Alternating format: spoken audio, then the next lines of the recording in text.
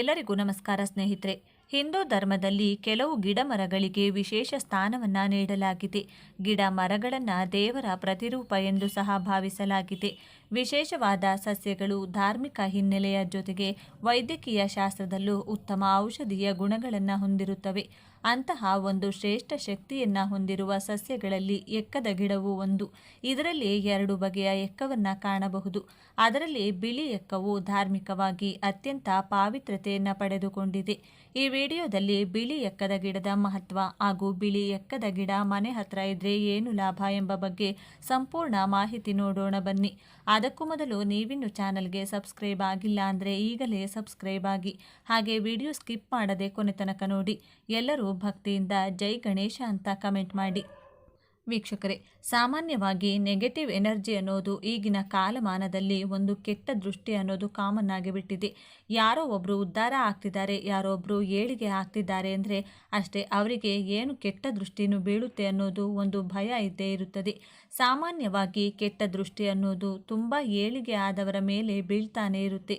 So ಕೆಟ್ಟ ದೃಷ್ಟಿ ಮನೆಯವರ ಮೇಲೆ ಬೀಳಬಾರ್ದು, ಹಾಗೆ ಮನೆಗೆ ಎಂಟ್ರಿ ಆಗಬಾರ್ದು ಅಂದರೆ ಮನೆ ಮುಂದೆ ಏನಾದರೂ ಒಂದು ಮರ ಅಂತ ಇರಬಹುದಾ, ಅದಕ್ಕೇನಾದರೂ ಒಂದು ಪಾಸಿಟಿವ್ ಎನರ್ಜಿ ಇದೆಯಾ, ಇದರ ಬಗ್ಗೆ ಹೇಳೋದಾದರೆ ಒಂದು ದೈವಿಕ ವೃಕ್ಷದ ಬಗ್ಗೆ ಹೇಳ್ತೀನಿ. ಯಾರೇ ಆಗಲಿ ಕೆಟ್ಟ ತಂತ್ರಗಳನ್ನು ಮನೆ ಒಳಗಡೆ ಮತ್ತು ಮನೆ ಸದಸ್ಯರ ಮೇಲೆ ಅದನ್ನು ಪ್ರಯೋಗ ಮಾಡೋಕ್ಕೆ ಆಗಲ್ಲ. ಹಾಗಾಗಿ ಆ ದೇವಿ ವೃಕ್ಷದ ನೀವು ಬೇರೆ ಯಾವುದೂ ಅಲ್ಲ, ಎಕ್ಕದ ಗಿಡ. ಎಕ್ಕದ ಗಿಡ ಇದ್ರೆ ಒಳಗಡೆ ಮಾಟಮಂತ್ರ ತಂತ್ರ ದುಷ್ಟಶಕ್ತಿ ಪ್ರವೇಶ ಆಗೋದಿಲ್ಲ. ಎಕ್ಕದ ಗಿಡ ಭಗವಂತನಿಂದ ನಿರ್ಮಾಣವಾದಂತಹ ಗಿಡ. ಈ ರಹಸ್ಯ ಬಹಳ ಜನಕ್ಕೆ ಗೊತ್ತಿಲ್ಲ. ಎಕ್ಕದ ಗಿಡ ಹಳೆಯದಾಗಿರಬೇಕು, ಸುಮಾರು ಒಂದು 10, 15, 20 ವರ್ಷದ ಎಕ್ಕದ ಗಿಡ ಆಗಿರಬೇಕು. ಅದನ್ನು ತೆಗೆದಾಗ ಅದರ ಬೇರಿರುತ್ತಲ್ಲ, ಆ ಬೇರಲ್ಲಿ ಗಣೇಶನ ಮೂರ್ತಿ ಇರುತ್ತದೆ. ಹಳೆಯ ಒಂದು ಎಕ್ಕದ ಗಿಡವನ್ನು ಅದಕ್ಕೆ ಪೂಜೆ ಮಾಡಿ ಈ ಗಿಡವನ್ನು ನಾವು ರಿಮೂವ್ ಮಾಡ್ತಾ ಇದ್ದೀವಿ. ಯಾವುದೇ ತೊಂದರೆ ಬಾರದಿರಲಿ, ಇದರ ಕೆಳಗಡೆ ಇರುವಂಥ ಬೇರನ್ನು ನಾನು ಮನೆಯಲ್ಲಿಟ್ಟು ಪೂಜೆ ಮಾಡ್ತೀನಿ ಅಂತ ಎಕ್ಕದ ಗಿಡದ ಬೇರನ್ನು ಇಟ್ಟು ಪೂಜೆ ಮಾಡಬೇಕು. ಅಂದರೆ ಅದನ್ನು ಮೇಲಕ್ಕೆ ತೆಗೆದಾಗ ಗಣೇಶನ ಮೂರ್ತಿ ವಿಗ್ರಹ ಆಕಾರ ಆಗಿರುತ್ತದೆ. ಎಕ್ಕದ ಗಿಡ ಮನೆ ಎದುರುಗಡೆ ಇತ್ತು ಅಂದರೆ ಗಣೇಶ ವಿಘ್ನಗಳು ಒಳಗೆ ಬರೋದಿಲ್ಲ. ಮನೆ ಸದಸ್ಯರು ವಿಘ್ನಗಳಿಂದ ಪಾರಾಗ್ತಾರೆ, ಕೆಟ್ಟ ತಂತ್ರ ದೃಷ್ಟಿಯಿಂದನೂ ಪಾರಾಗ್ತಾರೆ. ಬಿಳಿ ಎಕ್ಕದ ಬೇರನ್ನು ಮನೆಯೊಳಗೆ ತಂದರೆ ನಿವಾರಣೆಯಾಗುವುದು ನಿಮ್ಮೆಲ್ಲ ತೊಂದರೆ. ವಿಶೇಷ ಹಾಗೂ ಅಪರೂಪದ ಹೂ ಬಿಳಿ ಎಕ್ಕ. ಬಿಳಿ ಎಕ್ಕವನ್ನು ಸಾಮಾನ್ಯವಾಗಿ ಶಿವನ ಆರಾಧನೆಗೆ ಬಳಸಲಾಗುವುದು. ಧಾರ್ಮಿಕ ಚಟುವಟಿಕೆಗಳಿಗೆ ಹೊರತಾಗಿ ತಂತ್ರವಿದ್ಯೆಯಲ್ಲೂ ಬಳಸಲಾಗುತ್ತದೆ. ಬಿಳಿ ಎಕ್ಕದ ಗಿಡದಿಂದ ಈ ರೀತಿ ಮಾಡಿದರೆ ನಿಮ್ಮ ಮನೆಯಲ್ಲಿ ಸಕಲ ಐಶ್ವರ್ಯ ವೃದ್ಧಿಸುತ್ತದೆ. ಈ ಒಂದು ಗಿಡದ ಬಗ್ಗೆ ನಮ್ಮ ಪೂರ್ವಜರು ಹೇಳುವ ಹಾಗೆ ಬಿಳಿ ಎಕ್ಕದ ಗಿಡವೊಂದು ಮನೆಯಲ್ಲಿದ್ದರೆ ಸಕಲ ಐಶ್ವರ್ಯ ಅಂತಸ್ತು ವೃದ್ಧಿಯಾಗುತ್ತದೆ, ಹಣಕಾಸಿನ ಎಲ್ಲ ಸಮಸ್ಯೆಗಳು ನಿವಾರಣೆಯಾಗುತ್ತದೆ ಎಂಬ ಮಾತಿದೆ. ಮನೆಯಲ್ಲಿ ಶಾಂತಿ, ನೆಮ್ಮದಿ, ಹಣಕಾಸಿನ ವ್ಯವಹಾರಗಳು ಇಂಥ ಎಲ್ಲ ತೊಂದರೆಗಳಿಗೆ ಬಿಳಿ ಎಕ್ಕದ ಗಿಡ ರಾಮಬಾಣ ಎಂದೇ ಹೇಳ್ಬೋದು. ಅನೇಕ ಜನರು ತಮ್ಮ ವ್ಯವಹಾರ ವಹಿವಾಟುಗಳಲ್ಲಿ ಸಾಕಷ್ಟು ತೊಂದರೆಗಳನ್ನು ಅನುಭವಿಸುತ್ತಿರುತ್ತಾರೆ. ಜೊತೆಗೆ ಹಣಕಾಸಿನ ವಿಚಾರಗಳಲ್ಲಿ ಹಿನ್ನಡೆಯನ್ನು ಅನುಭವಿಸ್ತಾ ಸಾಲ ಬಾಧೆಯಲ್ಲಿ ಸಿಲುಕಿ ಕಷ್ಟದ ಪರಿಸ್ಥಿತಿಯಲ್ಲಿರುತ್ತಾರೆ. ಮನೆಯಲ್ಲಿ ಈ ಒಂದು ರೀತಿ ಮಾಡೋದ್ರಿಂದ ನೀವು ಹಣಕಾಸಿನ ಸಮಸ್ಯೆಯಿಂದ ನೆಮ್ಮದಿ ಪಡೆಯಬಹುದು. ಇದನ್ನು ನಿಮ್ಮ ಮನೆಯಲ್ಲಿ ನೀವು ಪ್ರಯತ್ನ ಮಾಡಿದರೆ ಹಣಕಾಸಿನ ವೃದ್ಧಿ ಆಗೋದ್ರ ಜೊತೆಗೆ ಸಾಕಷ್ಟು ಲಾಭಗಳು ನಿಮಗೆ ದೊರೆಯಲಿದೆ. ಅದು ಹೇಗೆ ಏನು ಎಂಬುದನ್ನು ಈ ವಿಡಿಯೋದಲ್ಲಿ ತಿಳಿಸಿಕೊಟ್ಟಿದ್ದೇವೆ. ಬಿಳಿ ಎಕ್ಕದ ಗಿಡ ನಮಗೆ ಸುಲಭವಾಗಿ ಸಿಗುವ ಗಿಡವಾಗಿದ್ದು ಎಲ್ಲ ಪ್ರದೇಶಗಳಲ್ಲಿಯೂ ಲಭಿಸುವಂತಹ ಗಿಡ. ಈ ಒಂದು ಗಿಡಕ್ಕೆ ಪುರಾತನ ವಿಶೇಷತೆ ಕೂಡ ಸಾಕಷ್ಟಿದೆ. ಬಿಳಿ ಎಕ್ಕದ ಗಿಡ 5 ರಿಂದ 6 ಅಡಿ ಎತ್ತರಕ್ಕೆ ಬೆಳೆಯುತ್ತದೆ ಹಾಗೂ ಬಿಳಿ ನೀಲಿ ಮಿಶ್ರಿತವಾದ ಬಣ್ಣದಲ್ಲಿ ಹೂವನ್ನು ಅರಳಿಸುತ್ತದೆ. ಬಿಳಿ ಎಕ್ಕದ ಗಿಡದ ಪ್ರತಿಯೊಂದು ಭಾಗವು ಔಷಧ ಗುಣಗಳನ್ನು ಹೊಂದಿದೆ. ಬಿಳಿ ಎಕ್ಕದ ಗಿಡದ ಹಾಲು ವಿಷಪೂರಿತವಾದದ್ದು.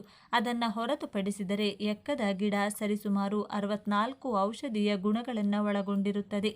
ಬಿಳಿ ಎಕ್ಕದ ಗಿಡವನ್ನು ನಿಮ್ಮ ಮನೆಯಲ್ಲಿಟ್ಟು ಪೂಜೆ ಮಾಡೋದ್ರಿಂದ ಹಲವು ದೋಷಗಳು ನಿವಾರಣೆಯಾಗಿ ಮನೆಯಲ್ಲಿ ಹಣಕಾಸಿನ ಸಮಸ್ಯೆಗಳು ಸರಿಯಾಗುತ್ತವೆ. ನೀವು ಮನೆಯಲ್ಲಿ ಈ ರೀತಿಯ ಪೂಜೆಯನ್ನು ಮಾಡಿಕೊಳ್ಳಿ. ಸಕಲ ಕಷ್ಟಗಳು ಪರಿಹಾರವಾಗೋದ್ರ ಜೊತೆಗೆ ಮನೆಯಲ್ಲಿ ಧನ ಪ್ರಾಪ್ತಿಯಾಗುತ್ತದೆ. ಮಾಡಿಕೊಳ್ಳಿ.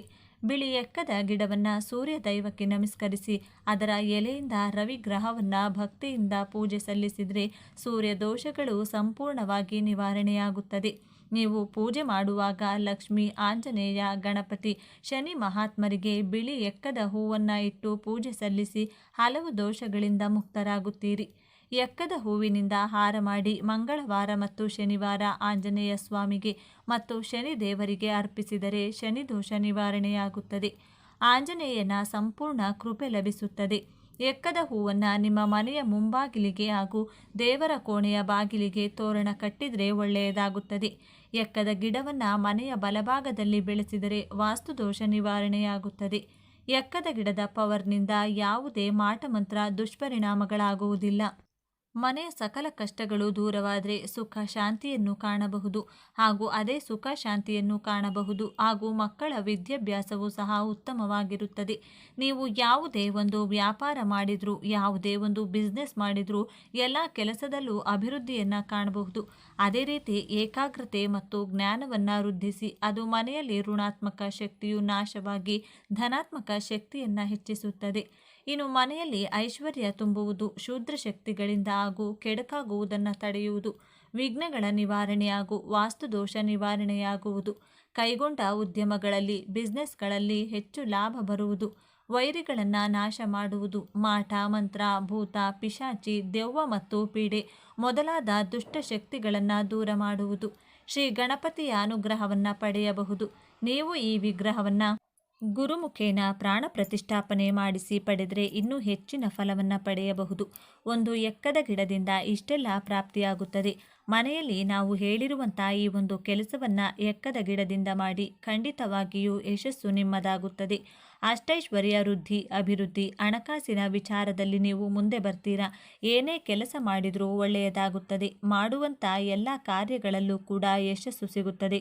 ಗಣೇಶನ ಮೂರ್ತಿಗೆ ಕೆಂಪು ಬಟ್ಟೆಯನ್ನು ಧರಿಸಿ ಕೆಂಪು ಹೂವು, ಕೆಂಪು ಶ್ರೀಗಂಧದ ಲೇಪನ ಮತ್ತು ಕೆಂಪು ರತ್ನಗಳನ್ನು ಅರ್ಪಿಸಬೇಕು. ಬೆಲ್ಲದಿಂದ ಮಾಡಿದ ಲಡ್ಡುಗಳನ್ನು ನೈವೇದ್ಯಕ್ಕೆ ಇಡಬೇಕು. ನಂತರ ಗಣೇಶನಿಗೆ ಹೇಳುವ ಓಂ ವಕ್ರತುಂಡಾಯ ಹಂ ಮಂತ್ರವನ್ನು ಪಠಿಸಬೇಕು. ಈ ರೀತಿಯಾಗಿ ಗಣೇಶನನ್ನು ಆರಾಧಿಸುವುದರಿಂದ ಗಣೇಶನು ಜೀವನದಲ್ಲಿ ಸಂತೋಷವನ್ನು ನೀಡುವನು. ಶಿವ ಮತ್ತು ಎಕ್ಕದ ಹೂ, ಮಂದಾರ ಪುಷ್ಪ ಎಂದು ಕರೆಯಲ್ಪಡುವ ಎಕ್ಕದ ಹೂ ಶಿವನಿಗೆ ಅತ್ಯಂತ ಪ್ರಿಯವಾದದ್ದು. ಕೆಲವು ವಿಧಗಳಲ್ಲಿ ಎಕ್ಕದ ಹೂವನ್ನು ಶಿವನ ಆತ್ಮಕ್ಕೆ ಹೋಲಿಸಲಾಗುತ್ತದೆ. ಈ ಹೂ ಶಿವನಂತೆ ಸರಳ ಹಾಗೂ ಬಹಳ ಪವಿತ್ರತೆಯಿಂದ ಕೂಡಿದೆ. ಶಿವನು ಉದ್ವೇಗಕ್ಕೆ ಒಳಗಾಗುವಂತೆಯೇ ಹೂವನ್ನು ಎಚ್ಚರಿಕೆಯಿಂದ ನಿರ್ವಹಿಸದೇ ಇದ್ದರೆ ಅದು ಅತ್ಯಂತ ವಿಷಕಾರಿ. ಶಿವನು ಹೇಗೆ ಕಷ್ಟಗಳನ್ನು ಬಗೆಹರಿಸುವ ದೇವನು, ಹಾಗೆಯೇ ಎಕ್ಕದ ಹೂಗಳು ಅದ್ಭುತ ರೀತಿಯ ಔಷಧೀಯ ಗುಣಗಳನ್ನು ಒಳಗೊಂಡಿದೆ. ಆದ್ದರಿಂದ ಸಾಕಷ್ಟು ಅನಾರೋಗ್ಯಗಳಿಗೆ ಔಷಧಿಯನ್ನಾಗಿಯೂ ಬಳಸಲಾಗುತ್ತದೆ. ಈ ಮಂದಾರ ಅಥವಾ ಬಿಳಿ ಎಕ್ಕವನ್ನು ಭಕ್ತಿಯಿಂದ ಶಿವಲಿಂಗಕ್ಕೆ ಅರ್ಪಿಸಿದರೆ ಶಿವನು ಸಂತುಷ್ಟನಾಗಿ ನಿಮಗೆ ಸಮೃದ್ಧಿಯ ಆಶೀರ್ವಾದವನ್ನು ನೀಡುತ್ತಾನೆ. ಸಂತೋಷ ಮತ್ತು ಸಮೃದ್ಧಿಗೆ ರವಿ ಪುಷ್ಯ ನಕ್ಷತ್ರಕ್ಕೆ ಸೇರಿದ ದಿನದಂದು ಎಕ್ಕ ಗಿಡದ ಬೇರನ್ನು ಪವಿತ್ರವಾದ ಒಂದು ಕೆಂಪು ಬಟ್ಟೆಯಲ್ಲಿ ಸುತ್ತಬೇಕು. ನಂತರ ಅದನ್ನು ಮನೆಯೊಳಗೆ ಒಂದು ಸ್ವಚ್ಛ ಹಾಗೂ ಸುರಕ್ಷಿತವಾದ ಸ್ಥಳದಲ್ಲಿರಿಸಿ. ಈ ಕ್ರಮವನ್ನು ಅನುಸರಿಸಿದರೆ ಮನೆಯ ಸದಸ್ಯರ ನಡುವೆ ಹೊಂದಾಣಿಕೆ, ಸಂತೋಷ, ಶಾಂತಿ ಹಾಗೂ ಸಮೃದ್ಧಿಯು ನೆಲೆಸುತ್ತದೆ ಎಂದು ಹೇಳಲಾಗುವುದು. ಬಿಳಿ ಎಕ್ಕದ ಸಸ್ಯಕ್ಕೆ ಪ್ರಾರ್ಥನೆ ಸಲ್ಲಿಸಿ. ನಿತ್ಯವೂ ನೀವು ಬಿಳಿ ಎಕ್ಕದ ಗಿಡಕ್ಕೆ ಪ್ರಾರ್ಥನೆಯನ್ನು ಸಲ್ಲಿಸಿ.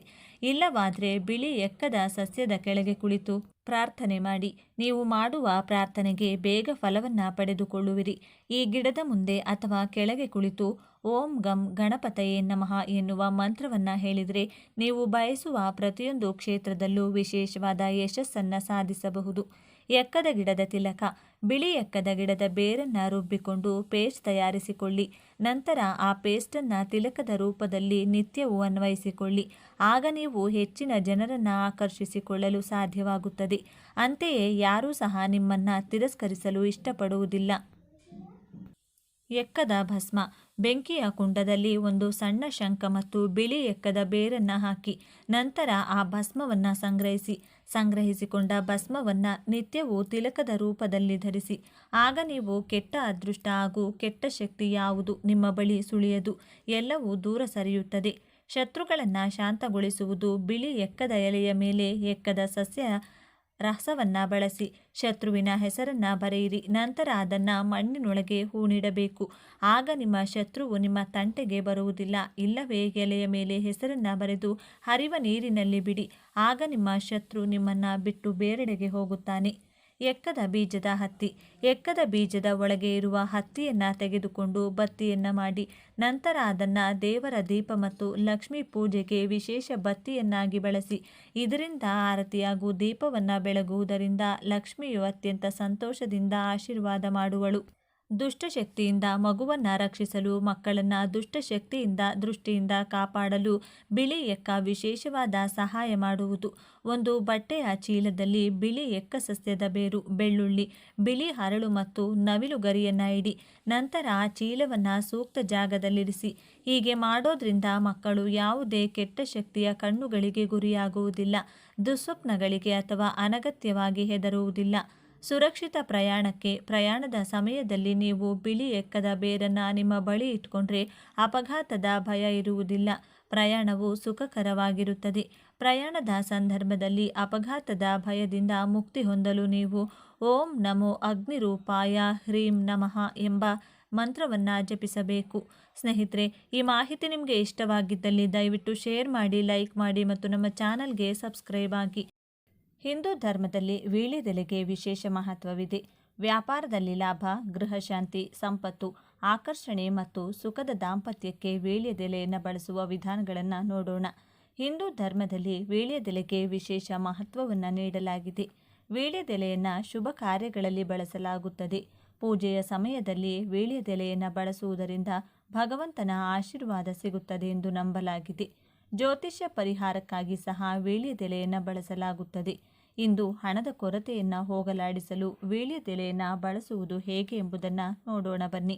ಸ್ನೇಹಿತರೆ, ವೀಳ್ಯದೆಲೆ ಗಿಡ ನಿಮ್ಮ ಮನೆಯಲ್ಲಿದ್ದರೆ ಏನಾಗುತ್ತೆ ಗೊತ್ತಾ? ತುಂಬ ಜನರಿಗೆ ಇದರ ಬಗ್ಗೆ ಅಷ್ಟೊಂದು ಮಾಹಿತಿ ಇಲ್ಲ. ಹಾಗಾದರೆ ವೀಳ್ಯದೆಲೆ ಗಿಡ ಮನೆಯಲ್ಲಿದ್ದರೆ ಏನಾಗುತ್ತದೆ? ಈ ಗಿಡದಿಂದ ಏನೆಲ್ಲ ಪ್ರಯೋಜನಗಳು ಸಿಗುತ್ತೆ? ಅಷ್ಟಕ್ಕೂ ಮನೆಯಲ್ಲಿ ವೀಳ್ಯದೆಲೆ ಗಿಡ ಬೆಳೆಸಬಹುದಾ ಇಲ್ವಾ? ಈ ಎಲ್ಲ ವಿಷಯಗಳನ್ನು ಈ ವಿಡಿಯೋದಲ್ಲಿ ತಿಳಿದುಕೊಳ್ಳೋಣ. ಆದರೆ ಅದಕ್ಕೂ ಮುಂಚೆ ನೀವಿನ್ನು ನಮ್ಮ ಚಾನಲ್ನ ಸಬ್ಸ್ಕ್ರೈಬ್ ಮಾಡಿಕೊಂಡಿಲ್ಲ ಅಂದರೆ ಖಂಡಿತ ಈಗಲೇ ಸಬ್ಸ್ಕ್ರೈಬ್ ಮಾಡ್ಕೊಳ್ಳಿ. ಹಾಗೆ ಈ ವಿಡಿಯೋ ಇಷ್ಟ ಆದರೆ ಮರೆಯದೆ ಒಂದು ಲೈಕ್ ಕೊಡಿ. ಎಲ್ಲರೂ ಭಕ್ತಿಯಿಂದ ಜೈ ಹನುಮಾನ್ ಅಂತ ಕಮೆಂಟ್ ಮಾಡಿ. ವ್ಯವಹಾರದಲ್ಲಿ ಲಾಭ ಗಳಿಸಲು ವೀಳ್ಯದೆಲೆಯಿಂದ ಪರಿಹಾರ. ನಿಮ್ಮ ವ್ಯವಹಾರವು ದೀರ್ಘಕಾಲದವರೆಗೆ ಮಂದಗತಿಯಲ್ಲಿ ಎದುರಿಸುತ್ತಿದ್ದರೆ ವೀಳ್ಯದೆಲೆಗೆ ಸಂಬಂಧಿಸಿದ ಈ ಪರಿಹಾರವು ನಿಮಗೆ ತುಂಬ ಉಪಯುಕ್ತವಾಗಬಹುದು. ಇದಕ್ಕಾಗಿ ಶನಿವಾರದಂದು 5 ವೀಳ್ಯದೆಲೆಗಳನ್ನು ಒಂದು ದಾರದಲ್ಲಿ ಕಟ್ಟಿ ನಿಮ್ಮ ಅಂಗಡಿಯ ಪೂರ್ವ ದಿಕ್ಕಿನಲ್ಲಿರಿಸಿ. ಪ್ರತಿ ಶನಿವಾರ ಈ ಎಲೆಗಳನ್ನು ಬದಲಾಯಿಸಿ ಮತ್ತು ಹಳೆಯ ಎಲೆಗಳನ್ನು ಹರಿಯುವ ನೀರಿಗೆ ಎಸೆಯಿರಿ. ಈ ಪರಿಹಾರವನ್ನು ಅಳವಡಿಸಿಕೊಳ್ಳುವ ಮೂಲಕ ನೀವು ವ್ಯವಹಾರದಲ್ಲಿ ಲಾಭ ಗಳಿಸಬಹುದು. ಸ್ನೇಹಿತರೆ, ಈ ವೀಳ್ಯದೆಲೆ ಗಿಡ ಬಳ್ಳಿ ರೂಪದಲ್ಲಿ ಬೆಳೆಯುವಂಥದ್ದು. ತುಂಬ ಜನ ಈ ಗಿಡವನ್ನು ಮನೆಯಲ್ಲಿ ಬೆಳೆಸ್ತಾ ಇರ್ತಾರೆ. ಪ್ರತಿದಿನ ರಾತ್ರಿ ಮಲಗುವ ಮುಂಚೆ ಬೀಡ ಅಥವಾ ವೀಳ್ಯದೆಲೆ ತಿನ್ನುವಂಥ ಅಭ್ಯಾಸ ತುಂಬ ಜನರಿಗೆ ಇರುತ್ತದೆ. ಈ ಗಿಡವನ್ನು ನಾಗವಲ್ಲಿ ಗಿಡ ಅಂತಲೂ ಕರೆಯುತ್ತಾರೆ. ಹಿಂದೂ ಧರ್ಮದ ಪ್ರಕಾರ ವೀಳ್ಯದೆಲೆ ಗಿಡಕ್ಕೆ ಎಷ್ಟೋ ವಿಶಿಷ್ಟತೆ ಇದೆ. ಆಯುರ್ವೇದದಲ್ಲೂ ಕೂಡ ವೀಳ್ಯದೆಲೆಯನ್ನು ಔಷಧಿಗಳಲ್ಲಿ ಬಳಸುತ್ತಾರೆ. ಯಾವ ಮನೆಯಲ್ಲಿ ವೀಳ್ಯದೆಲೆ ಗಿಡ ಇರುತ್ತದೋ ಆ ಮನೆಯಲ್ಲಿ ಶನೇಶ್ವರ ಪ್ರವೇಶಿಸುವುದಿಲ್ಲ ಎಂದು ಪಂಡಿತರು ಹೇಳುತ್ತಾರೆ. ವೀಳ್ಯದೆಲೆ ಗಿಡ ನಿಮ್ಮ ಮನೆಯಲ್ಲಿದ್ದರೆ ನಿಮ್ಮ ಕಷ್ಟಗಳೆಲ್ಲ ಕೂಡ ಹೊರಟು ಹೋಗುತ್ತೆ. ನಿಮ್ಮ ಅದೃಷ್ಟ ಕುಲಾಯಿಸಿ ಮುಟ್ಟಿದ್ದೆಲ್ಲವೂ ಚಿನ್ನವಾಗುತ್ತದೆ. ಈ ಗಿಡ ನಮ್ಮ ಮನೆಯಲ್ಲಿದ್ದರೆ ನಮಗೆ ಯಾವ ಗ್ರಹದೋಷಗಳು ಕೂಡ ತಗುಲುವುದಿಲ್ಲ. ಭೂತ, ಪ್ರೇತ, ಪಿಶಾಚಿಗಳು ನಮ್ಮ ಮನೆಯ ಆಸುಪಾಸಿಗೂ ಬರುವುದಿಲ್ಲ. ಈ ವೀಳ್ಯದೆಲೆ ಗಿಡ ಮನೆಯಲ್ಲಿದ್ದರೆ ಸಾಕ್ಷಾತ್ ಆಂಜನೇಯ ಸ್ವಾಮಿ ನಮ್ಮ ಮನೆಯಲ್ಲಿ ನೆಲೆಸಿದಂತೆ ಲೆಕ್ಕ. ಈ ಗಿಡ ದಿನೇ ದಿನೇ ಬೆಳೆಯುತ್ತಾ ಹೊಸ ಹೊಸ ಎಲೆಗಳು ಚಿಗುರಿದರೆ ನಮ್ಮ ಮೇಲೆ ಲಕ್ಷ್ಮೀ ಕಟಾಕ್ಷ ಚೆನ್ನಾಗಿದೆ ಎಂದು ಅರ್ಥ. ವಿಪರೀತವಾಗಿ ಸಾಲ ಅಥವಾ ಆರ್ಥಿಕ ಸಮಸ್ಯೆ ಇರುವವರು ವೀಳ್ಯದೆಲೆ ಗಿಡವನ್ನು ಮನೆಯಲ್ಲಿ ಬೆಳೆಸಿದರೆ ಒಳ್ಳೆಯದು. ಎಷ್ಟೇ ಹಣ ಬಂದರೂ ಕೈಯಲ್ಲಿ ನಿಲ್ಲದೆ ಖರ್ಚಾಗುತ್ತಿದ್ದರೆ ಅವರು ಪ್ರತಿದಿನ ಒಂದು ವೀಳ್ಯದೆಲೆ ತೆಗೆದುಕೊಂಡು ಸ್ವಲ್ಪ ಎಳ್ಳೆಣ್ಣೆ ಬೆರೆಸುವಂಥ ಕುಂಕುಮದಿಂದ ಶ್ರೀರಾಮ್ ಎಂದು ಆ ಎಲೆಯ ಮೇಲೆ ಬರೆದು ಅದನ್ನು ಆಂಜನೇಯ ಸ್ವಾಮಿ ಫೋಟೋ ಮುಂದೆ ಇಟ್ಟು ಪೂಜೆ ಮಾಡಬೇಕು. ಈ ರೀತಿ ನೀವು ನಿಮ್ಮ ಸಮಸ್ಯೆ ಬಗೆಹರಿಯುವವರೆಗೂ ಕೂಡ ಮಾಡಬೇಕು. ಈ ರೀತಿ ನೀವು ಆಂಜನೇಯ ಸ್ವಾಮಿ ಫೋಟೋ ಮುಂದೆ ಇಟ್ಟಿರುವಂಥ ವೀಳ್ಯದೆಲೆಯನ್ನು ಮಾರನೇ ದಿನ ತೆಗೆದು ನೀವೇ ತಿನ್ನಬಹುದು ಅಥವಾ ಹರಿಯೋ ನೀರಿನಲ್ಲಿ ಹಾಕಬಹುದು. ಅಷ್ಟೇ ಹೊರತು ಆ ಎಲೆಯನ್ನು ಕಸದ ಬುಟ್ಟಿಯಲ್ಲೋ ಅಥವಾ ಯಾರಾದರೂ ತುಳಿಯುವಂತಹ ಕಡೆನೂ ಹಾಕಬಾರ್ದು. ಈ ರೀತಿ ಮಾಡೋದ್ರಿಂದ ನಾವು ಲಕ್ಷ್ಮೀ ದೇವಿಯ ಅನುಗ್ರಹವನ್ನು ಪಡ್ಕೋತೀವಿ ಅಂತ ಪಂಡಿತರು ಹೇಳ್ತಾರೆ. ಈ ವೀಳ್ಯದೆಲೆ ಸಹಜವಾಗಿ ತೇವಾಂಶ ಹಾಗೂ ಬಿಸಿ ಇರುವಂಥ ಪ್ರಾಂತ್ಯಗಳಲ್ಲಿ ಹೆಚ್ಚಾಗಿ ಬೆಳೆಯುತ್ತದೆ. ನೀವು ವೀಳ್ಯದೆಲೆ ಗಿಡ ನೆಟ್ಟ 2 ತಿಂಗಳ ನಂತರ ಮಾತ್ರನೇ ಎಲೆ ಕಿತ್ತುಕೊಳ್ಳೋಕೆ ಶುರು ಮಾಡಬಹುದು. ಮನೆಯಲ್ಲಿ ಹಬ್ಬ ಹರಿದಿನ, ವ್ರತ, ಯಾವುದೇ ಶುಭ ಕಾರ್ಯ ನಡೆದಾಗಲೂ ಕೂಡ ವೀಳ್ಯದೆಲೆ ಬಳಸಿ ತಾಂಬೂಲ ಕೊಡೋದು ಪೂರ್ವಕಾಲದಿಂದಲೂ ಬರುತ್ತದೆ. ವೀಳ್ಯದೆಲೆ ಮನೆಯಲ್ಲಿ ಬೆಳೆಸುವುದರಿಂದ ಆರ್ಥಿಕ ಸಮಸ್ಯೆ ಪೂರ್ತಿಯಾಗಿ ನಿವಾರಣೆಯಾಗುತ್ತದೆ ಎಂದು ತುಂಬ ಜನರು ನಂಬುತ್ತಾರೆ. ಕೇವಲ ಆರ್ಥಿಕ ಸಮಸ್ಯೆ ಮಾತ್ರವಲ್ಲದೆ ನಮಗೆ ಬರುವಂತಹ ಎಷ್ಟೋ ಅನಾರೋಗ್ಯ ಸಮಸ್ಯೆಗಳನ್ನು ಕೂಡ ಈ ಎಲೆ ನಿವಾರಿಸುತ್ತದೆ. ಗಂಟಲು ನೋವನ್ನು ಕಡಿಮೆಯಾಗಿಸುವುದರಲ್ಲಿ ಈ ವೀಳ್ಯದೆಲೆ ರಸ ತುಂಬ ಸಹಾಯ ಮಾಡುತ್ತದೆ. ವೀಳ್ಯದೆಲೆಯಲ್ಲಿ ಫೈಬರ್ ಅಂಶ ಅಧಿಕವಾಗಿರುತ್ತದೆ. ಇದನ್ನು ಪ್ರತಿದಿನ ಊಟದ ನಂತರ ಅಥವಾ ಮಲಗುವ ಮುಂಚೆ ತಿಂದರೆ ಜೀರ್ಣಶಕ್ತಿ ಉತ್ತಮವಾಗಿ ನಡೆಯುತ್ತದೆ. ವಾಸ್ತುಶಾಸ್ತ್ರದ ಪ್ರಕಾರ ನಾವು ಮನೆಯಲ್ಲಿ ಬೆಳೆಸುವಂತಹ ಗಿಡ ಮರಗಳು ಅಥವಾ ಇಟ್ಟುಕೊಳ್ಳುವಂಥ ವಸ್ತುಗಳು ನಮ್ಮ ಸ್ಥಿತಿಗತಿಯ ಮೇಲೆ ಪರಿಣಾಮವನ್ನು ಬೀರುತ್ತದೆ. ಹಾಗಾಗಿ ನಾವು ಬೆಳೆಸುವಂತಹ ಗಿಡ, ಅದನ್ನು ಇಡುವಂತಹ ಜಾಗ ಎಲ್ಲವೂ ಕೂಡ ವಾಸ್ತು ಪ್ರಕಾರ ಇದ್ದರೆ ಒಳ್ಳೆಯದು. ವೀಳ್ಯದೆಲೆ ಗಿಡ ಮನೆಯಲ್ಲಿ ಬೆಳೆಸೋದ್ರಿಂದ ಸುಲಭವಾಗಿ ಧನಲಾಭ ಉಂಟಾಗುತ್ತದೆ ಎಂದು ವಾಸ್ತುಶಾಸ್ತ್ರದ ನಿಪುಣರು ಹೇಳುತ್ತಿದ್ದಾರೆ. ನಾವು ಸರಿಯಾದ ದಿಕ್ಕಿನಲ್ಲಿ ಬೆಳೆಸಿದರೆ ಒಳ್ಳೆ ಶುಭ ಫಲ ಪಡೆದುಕೊಳ್ತೇವೆ. ಮನೆಯಲ್ಲಿ ಗಿಡಗಳನ್ನು ಬೆಳೆಸುವವರು ಸಿಂಹದ್ವಾರದ ಮುಂದೆಯಾಗಲಿ ಅಥವಾ ಕಿಟಕಿ ಪಕ್ಕದಲ್ಲಿ ಹೆಚ್ಚಾಗಿ ಬೆಳೆಸುತ್ತಾರೆ. ನಮ್ಮ ಹಿಂದೂ ಧರ್ಮದ ಪ್ರಕಾರ ತುಳಸಿ ಗಿಡದ ನಂತರ ಅಷ್ಟೇ ಪವಿತ್ರತೆ ವೀಳ್ಯದೆಲೆ ಗಿಡಕ್ಕೆ ಕೊಡಲಾಗಿದೆ. ಸಿಂಹದ್ವಾರದ ಮುಂದೆ ಅಥವಾ ಕಿಟಕಿ ಪಕ್ಕದಲ್ಲಿ ಗಿಡಗಳನ್ನು ಯಾವಾಗಲೂ ಕೂಡ ಬೆಳೆಸಬಾರದು. ಈ ರೀತಿ ಬೆಳೆಸೋದ್ರಿಂದ ಮನೆ ಯಜಮಾನನಿಗೆ ಕೇಡು ಸಂಭವಿಸುವ ಸಾಧ್ಯತೆ ಇದೆ. ಮನೆಯಲ್ಲಿ ಹಣ್ಣಿನ ಗಿಡಗಳು ಬೆಳೆಸಬೇಕು ಅಂದುಕೊಳ್ಳುವವರು ಪೂರ್ವ ಹಾಗೂ ಉತ್ತರದ ಕಡೆ ಜಾಗ ಖಾಲಿ ಬಿಟ್ಟು ಬೇರೆ ದಿಕ್ಕಿನಲ್ಲಿ ಬೆಳೆಸಬೇಕು. ಈಶಾನ್ಯ ಭಾಗದಲ್ಲಿ ಸೂಜಿ ಮೊನೆಯಷ್ಟು ಭಾರ ಕೂಡ ಇಡಬಾರದಂತೆ. ಹಾಗಾಗಿ ಯಾವ ಗಿಡ ಅಥವಾ ಮರವನ್ನು ಈಶಾನ್ಯ ದಿಕ್ಕಿನಲ್ಲಿ ಬೆಳೆಸಬೇಡಿ. ಅದರಲ್ಲೂ ಮುಖ್ಯವಾಗಿ ತುಳಸಿ, ಬಿಲ್ವ, ಶಮಿ, ನೆಲ್ಲಿಕಾಯಿ, ಬೇವು, ಸರಸ್ವತಿ, ಬ್ರಹ್ಮಕಮಲ, ರುದ್ರಾಕ್ಷ, ಕದಂಬ, ಮುರುಗ, ಹುನ್ನಾಗ ಹಾಗೂ ವೀಳ್ಯದೆಲೆ ಮುಂತಾದ ದೇವತಾ ಗಿಡ ಅಥವಾ ವೃಕ್ಷಗಳನ್ನು ಅಪ್ಪಿತಪ್ಪಿ ಕೂಡ ಈ ದಿಕ್ಕಿನಲ್ಲಿ ಬೆಳೆಸಬಾರದು. ನಾವು ಇಷ್ಟ ಬಂದ ದಿಕ್ಕಿನಲ್ಲಿ ಇವುಗಳನ್ನು ಬೆಳೆಸಿದರೆ ಈ ಗಿಡಗಳು ಬೆಳೆಯುವುದಿಲ್ಲ. ನೀವು ಒಂದರ ಹಿಂದೆ ಒಂದು ಎಂಬಂತೆ ಎಷ್ಟು ಗಿಡಗಳು ನೆಟ್ಟರೂ ಕೂಡ ಅದು ಬೆಳೆಯುವುದಿಲ್ಲ. ಅದೇ ಒಂದು ವೇಳೆ ವಾಸ್ತು ಪ್ರಕಾರ ನೀವು ಈ ಗಿಡಗಳನ್ನು ನೆಟ್ಟರೆ ಅದು ಬೇಗನೆ ಬೆಳೆಯುತ್ತದೆ. ಹಾಗೆ ಎಲೆಗಳು ಕೂಡ ಹಚ್ಚ ಹಸಿರಾಗಿರುತ್ತದೆ. ಈ ಗಿಡಗಳನ್ನು ಆಗ್ನೇಯ ದಿಕ್ಕಿನಲ್ಲಿ ನಿಮ್ಮ ಕಾಂಪೌಂಡ್ ಗೋಡೆಗಿಂತ 5 ಅಡಿ ಅಂದರೆ ಇರುವಂತಹ ಅಂತರ ಇರುವಂತೆ ನೆಡಬೇಕು. ತುಳಸಿ ಗಿಡವನ್ನು ಪೂರ್ವ ಅಥವಾ ಆಗ್ನೇಯ ದಿಕ್ಕಿನಲ್ಲಿ ಪಾಟ್ ಅಥವಾ ತುಳಸಿ ಕೋಟೆಯಲ್ಲಿ ಮಾತ್ರ ನೆಡಬೇಕು. ಯಾವ ಪರಿಸ್ಥಿತಿಯಲ್ಲೂ ತುಳಸಿ ಗಿಡವನ್ನು ನೆಲದ ಮೇಲೆ ನೆಡಬಾರದು. ವೀಳ್ಯದೆಲೆ ಗಿಡವನ್ನು ಕೂಡ ಮನೆಯ ಪೂರ್ವ ಅಥವಾ ಆಗ್ನೇಯ ದಿಕ್ಕಿನಲ್ಲಿ ಪಾಟ್ ಒಳಗೆ ಅಥವಾ ನೆಲದ ಮೇಲೂ ಕೂಡ ನೆಡಬಹುದು. ಈ ವೀಳ್ಯದೆಲೆ ಗಿಡ ನಮಗೆ ಆಧ್ಯಾತ್ಮಿಕ ಪ್ರಯೋಜನಗಳನ್ನು ಕೊಡುವುದು ಮಾತ್ರವಲ್ಲದೆ ಎಷ್ಟೋ ರೀತಿಯಾದ ಅನಾರೋಗ್ಯ ಸಮಸ್ಯೆಗಳಿಗೆ ಒಂದು ದಿವ್ಯ ಔಷಧದಂತೆ ಕೆಲಸ ಮಾಡುತ್ತದೆ. ವೀಳ್ಯದೆಲೆಯಲ್ಲಿ calcium, iron, vitamin C, minerals ಹಾಗೂ ಫೈಬರ್ ಅಂಶ ಅಧಿಕವಾಗಿರುತ್ತದೆ. ಹಸಿವಿನಿಂದ ಜೀರ್ಣದವರೆಗೂ ಅನಾರೋಗ್ಯ ಸಮಸ್ಯೆಗಳಿಗೆ ವೀಳ್ಯದೆಲೆ ಒಂದು ಸಂಜೀವಿನಿಯಂತೆ ಕೆಲಸ ಮಾಡುತ್ತದೆ. ಸ್ನೇಹಿತರೆ, ಕೆಲವರಿಗೆ ಹಸಿವಾಗಲ್ಲ, ಹಸಿವಾದರೂ ಕೂಡ ತಿನ್ನೋಕೆ ಇಷ್ಟ ಆಗಲ್ಲ. ಒಂದು ವೇಳೆ ತಿಂದರೂ ಕೂಡ ಯಾವ ಪದಾರ್ಥನೂ ರುಚಿ ಅನಿಸಲ್ಲ. ಇಂತಹ ಜನರು ಪ್ರತಿದಿನ 2 ವೀಳ್ಯದೆಲೆ ತಿನ್ನೋದ್ರಿಂದ ಈ ಸಮಸ್ಯೆಗಳು ಬಗೆಹರಿಯುತ್ತವೆ. ಹೊಟ್ಟೆ ಉಬ್ಬಿಗೆ 2 ವೀಳ್ಯದೆಲೆ ಕೈಯಲ್ಲೇ ಹಿಸುಕಿ ಆ ರಸವನ್ನು ಹಾಗೂ ಎಲೆಯನ್ನು ಹಾಲಿನಲ್ಲಿ ಬೆರೆಸಿ ಕುಡಿದ್ರೆ ಹೊಟ್ಟೆ ಉಬ್ಬು ಅಥವಾ ಬ್ಲೋಟಿಂಗ್ ಸಮಸ್ಯೆ ಕೂಡಲೇ ಕಡಿಮೆಯಾಗುತ್ತದೆ. ಸಾಮಾನ್ಯ ತಲೆನೋವು ಅಥವಾ ಮೈಗ್ರೇನ್ ಸಮಸ್ಯೆ ಇರುವವರು ವೀಳ್ಯದೆಲೆ ಹಣೆಯ ಮೇಲೆ ಇಟ್ಟುಕೊಂಡು ಒಂದು ಬಟ್ಟೆ ಬಿಗಿಯಾಗಿ ಹಣೆಗೆ ಕಟ್ಟಿಕೊಂಡು ಅರ್ಧ ಗಂಟೆ ಮಲಗಿದರೆ ತಲೆನೋವು ಹೊರಟು ಹೋಗುತ್ತದೆ. ಹಾಗೆ ಮೈಗ್ರೇನ್ ಸಮಸ್ಯೆ ಇರುವವರು ವೀಳ್ಯದೆಲೆ ರಸವನ್ನು ಕೈಯಲ್ಲಿ ಹಿಂಡಿ ತೆಗೆದುಕೊಂಡು ಅದರಿಂದ ತಲೆಗೆ ಆಗಾಗ ಮಸಾಜ್ ಮಾಡ್ತಾ ಇದ್ದರೆ ಮೈಗ್ರೇನ್ ಸಮಸ್ಯೆ ಪೂರ್ತಿಯಾಗಿ ಹೊರಟು ಹೋಗುತ್ತದೆ. ಪ್ರತಿದಿನ ವೀಳ್ಯದೆಲೆ ತಿನ್ನುತ್ತಾ ಇದ್ದರೆ ಮೆಂಟಲ್ ಹೆಲ್ತ್ ಅಥವಾ ಮಾನಸಿಕ ಆರೋಗ್ಯ ಚೆನ್ನಾಗಿರುತ್ತದೆ. ಇದರಿಂದ ಡಿಪ್ರೆಷನ್ ಸಮಸ್ಯೆ ಕೂಡ ಗುಣವಾಗುತ್ತದೆ. ಜೀರ್ಣ ಸಮಸ್ಯೆಗೆ ಉತ್ತಮ ಪರಿಹಾರ ವೀಳ್ಯದೆಲೆ ಕೆಲವರಿಗೆ ದೇಹದ ಕೆಲವು ಭಾಗಗಳಲ್ಲಿ ಆಗಾಗ ಊತ ಕಾಣಿಸಿಕೊಳ್ಳುತ್ತದೆ. ಅಂಥವರು ಆ ಜಾಗಗಳಲ್ಲಿ ವೀಳ್ಯದೆಲೆ ಇಟ್ಟು ಒಂದು ಬಟ್ಟೆ ಕಟ್ಟುವುದು ಅಥವಾ ಕೈಯಲ್ಲಿ ಎಲೆ ಒತ್ತಿ ಹಿಡಿದುಕೊಳ್ಳೋದ್ರಿಂದ ಕೂಡ ಊತ ಕೆಲವೇ ಕ್ಷಣಗಳಲ್ಲಿ ಕಡಿಮೆಯಾಗುತ್ತದೆ. ಕೆಲವು ದಿನಗಳ ನಂತರ ಈ ಸಮಸ್ಯೆ ಪೂರ್ತಿಯಾಗಿ ಹೊರಟು ಹೋಗುತ್ತದೆ. ಗಾಯ ಅಥವಾ ಮೈಕೈ ನೋವಿಗೆ ವೀಳ್ಯದೆಲೆ ರಸದಿಂದ ಮಸಾಜ್ ಮಾಡ್ತಾ ಇದ್ರೆ ನೋವು ಹೊರಟು ಹೋಗುತ್ತದೆ. ಗಾಯ ಬೇಗನೆ ವಾಸಿಯಾಗುತ್ತದೆ. ವೀಳ್ಯದೆಲೆ ತಿನ್ನೋದ್ರಿಂದ ಕಫ ಬರುವುದಿಲ್ಲ. ಪ್ರತಿದಿನ ವೀಳ್ಯದೆಲೆ ತಿನ್ನೋದ್ರಿಂದ ಕೆಮ್ಮು, ನೆಗಡಿ ಸಮಸ್ಯೆಯನ್ನು ತಡೆಗಟ್ಟಬಹುದು. ಹಾಗೆ ವೀಳ್ಯದೆಲೆ ತಿಂದರೆ ಗಂಟಲು ನೋವು ಕೂಡ ಹೊರಟು ಹೋಗುತ್ತದೆ. ತಲೆಯಲ್ಲಿ ಡ್ಯಾಂಡ್ರಫ್ ಅಥವಾ ಹೊಟ್ಟೆ ಸಮಸ್ಯೆ ಇರುವವರು ವೀಳ್ಯದೆಲೆ ರಸದಿಂದ ಕೂದಲಿಗೆ ಮಸಾಜ್ ಮಾಡ್ತಾ ಇದ್ರೆ ಡ್ಯಾಂಡ್ರಫ್ ಸಮಸ್ಯೆ ಬರುವುದಿಲ್ಲ. ಸಕ್ಕರೆ ಕಾಯಿಲೆ ಇರುವವರಿಗೆ ವೀಳ್ಯದೆಲೆ ರಸ ತುಂಬಾನೇ ಚೆನ್ನಾಗಿ ಕೆಲಸ ಮಾಡುತ್ತದೆ. ಸಕ್ಕರೆ ಕಾಯಿಲೆ ಇರುವವರು 1 ಲೋಟ ನೀರಿನಲ್ಲಿ ವೀಳ್ಯದೆಲೆ ಎಲೆಯ ತುಂಡುಗಳನ್ನು ಹಾಕಿ ಕುದಿಸಿ ಆ ನೀರನ್ನು ಡಿಕಾಷನ್ ಥರ ಕುಡಿಯಬಹುದು. ಅಥವಾ ಪ್ರತಿದಿನ 1 ಅಥವಾ 2 ವೀಳ್ಯದೆಲೆ ಅಗಿಯುತ್ತಾ ರಸ ಕುಡಿಯಬಹುದು. ಅಥವಾ ವೀಳ್ಯದೆಲೆ ಕುಟ್ಟಿ ಆ ರಸ ಮಾತ್ರ ತಗೊಂಡು ಕೂಡ ಟಾನಿಕ್ ಥರ ಕುಡಿಯಬಹುದು. ವೀಳ್ಯದೆಲೆ ಪ್ರತಿದಿನ ತಿನ್ನೋದ್ರಿಂದ ಹೃದಯಕ್ಕೆ ಸಂಬಂಧಪಟ್ಟ ಎಲ್ಲ ಸಮಸ್ಯೆಗಳು ನಿವಾರಣೆಯಾಗುತ್ತದೆ ಎಂದು ಒಂದು ಪರಿಶೋಧನೆಯಲ್ಲಿ ತಿಳಿದು ಬಂದಿದೆ. ವೀಳ್ಯದೆಲೆಯನ್ನು ಸ್ವಲ್ಪ ಬಿಸಿ ಮಾಡಿ ಅದರಿಂದ ಬಂದ ರಸವನ್ನು ಎದೆಯ ಮೇಲೆ ಉಜ್ಜುತ್ತಿದ್ರೆ ಒಣಕೆಮ್ಮು ಸಮಸ್ಯೆ ಹೊರಟು ಹೋಗುತ್ತದೆ.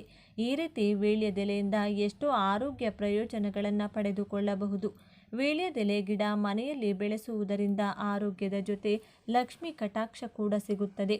ಶನಿದೇವರ ಆಶೀರ್ವಾದ ನಿಮ್ಮ ಮೇಲಿರುತ್ತದೆ. ಹಾಗೆ ಆಂಜನೇಯ ಸ್ವಾಮಿಯ ಅನುಗ್ರಹ ಕೂಡ ಪಡ್ಕೋಬಹುದು. ನೀವು ಅಷ್ಟೈಶ್ವರ್ಯದಿಂದ ತುಂಬಿ ತುಳುಕುತ್ತೀರಿ. ಆದರೆ ಈ ವೀಳ್ಯದೆಲೆ ಗಿಡವನ್ನು ಕೇವಲ ಒಂದು ಗಿಡದಂತೆ ನೋಡದೆ ದೈವ ಗಿಡದಂತೆ ನೋಡಬೇಕು. ಅಂದರೆ ಮುಟ್ಟು ಮೈಲಿಗೆ ಇರುವಾಗ ಅದರ ಹತ್ತಿರ ಹೋಗುವುದು, ಮುಟ್ಟುವುದು, ಎಲೆ ಕೀಳುವುದು, ನೀರು ಹಾಕುವುದನ್ನು ಮಾಡಬಾರದು. ತುಳಸಿ ಗಿಡವನ್ನು ನೋಡಿಕೊಳ್ಳುವಂತೆ ಈ ಗಿಡವನ್ನು ಕೂಡ ಪವಿತ್ರವಾಗಿ ನೋಡಿಕೊಳ್ಳಬೇಕು. ಇಲ್ಲದಿದ್ದರೆ ಈ ಗಿಡ ಒಣಗಿ ಹೋಗುತ್ತದೆ. ಇದರಿಂದ ಶುಭ ಫಲದ ಬದಲು ಅಶುಭ ಫಲಗಳು ಹೆಚ್ಚಾಗಿ ಉಂಟಾಗುತ್ತದೆ. ಸ್ನೇಹಿತರೆ, ಈ ವಿಡಿಯೋ ನಿಮಗೆ ಇಷ್ಟವಾದರೆ ಲೈಕ್ ಮಾಡಿ, ಶೇರ್ ಮಾಡಿ. ಇಂತಹ ಹೆಚ್ಚಿನ ಉತ್ತಮ ಮಾಹಿತಿಗಳಿಗಾಗಿ ತಪ್ಪದೇ ನಮ್ಮ ಚಾನಲನ್ನು ಸಬ್ಸ್ಕ್ರೈಬ್ ಮಾಡಿಕೊಳ್ಳಿ. ನಾಳೆ ಮತ್ತೊಂದು ವಿಡಿಯೋದೊಂದಿಗೆ ಪುನಃ ಭೇಟಿಯಾಗೋಣ. ಧನ್ಯವಾದಗಳು.